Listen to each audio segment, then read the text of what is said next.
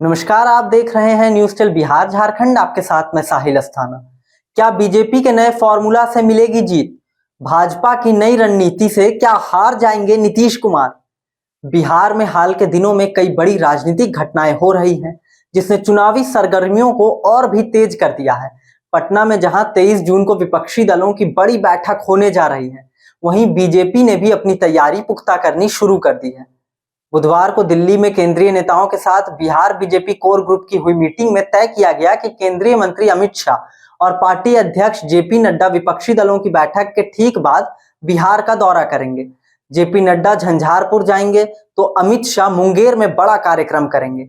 इसके अलावा बिहार में बीजेपी ने एनडीए के साथियों के लिए सीटों का फॉर्मूला भी सेट कर दिया है। माना जा रहा है कि बीजेपी बिहार में 30 सीटों पर खुद चुनाव लड़ेगी और बाकी 10 सीटें अपने सहयोगियों के लिए छोड़ने वाली। ऐसे में इसे आगामी लोकसभा चुनाव के लिए बीजेपी का नया फॉर्मूला माना जा रहा है। दरअसल बिहार में बीजेपी के एनडीए के सहयोगियों के लिए इंटरनल कोटा तय कर दिया है। बीजेपी एनडीए के साथी दलों को 10 सीटें देने वाली है और सूत्रों के अनुसार लोजपा के दोनों गुटों को मिलाकर 6 सीटें दी जाएंगी। चिराग पासवान गुट को 3 और इतनी ही सीटें पशुपतिनाथ पारस गुट को दी जाएंगी। वहीं उपेंद्र कुशवाहा की राष्ट्रीय लोक जनता दल को भी 3 सीटें ही दी जाएंगी। जीतन राम मांझी अगर एनडीए का हिस्सा बनते हैं तो उन्हें 1 सीट दी जाएगी। वहीं बीजेपी अकेले 30 सीटों पर चुनावी मैदान में उतरेगी। भारतीय जनता पार्टी ने इसी फॉर्मूला के आधार पर बिहार जीतने का भी मन बना लिया है। अब यहाँ गौर करने वाली रोचक बात यह है कि हिंदुस्तानी आवाम मोर्चा महागठबंधन में खुद के लिए 5 सीटें मांग रही थी, मगर मांझी के लिए बीजेपी ने केवल 1 सीट देने का मन बनाया है।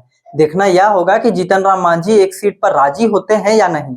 यह भी चर्चा है कि जीतन राम मांझी को भाजपा ने राज्यपाल बनाने का वादा किया है। वहीं चिराग पासवान को लेकर भी कहा जा रहा है कि वे शायद ही 3 सीटों पर राजी हो पाए। हालांकि भाजपा ने तय किया है कि चूंकि 2019 में लोजपा ने 6 सीटें जीती थी, इसलिए दोनों गुटों को मिलाकर 6 सीटें उन्हें दी जाएंगी। देखना यह होगा कि पशुपति कुमार पारस, जिनकी पार्टी के अभी 5 सांसद है, वे 3 सीटों से कैसे काम चलाते हैं। साथ ही चिराग पासवान और पशुपति पारस में बीजेपी तालमेल बिठाने में कामयाब हो पाती है या नहीं, यह भी आने वाले समय में पता चलेगा। तो ऐसे ही बिहार के तमाम अपडेट्स और राजनीतिक उथल पुथल के लिए जुड़े रहे हमारे साथ। देखते रहें न्यूज टेल बिहार झारखंड। अपनी राय कमेंट में रखें और ऐसे ही तमाम अपडेट्स के लिए हमारे पेज को फॉलो भी जरूर कर लें।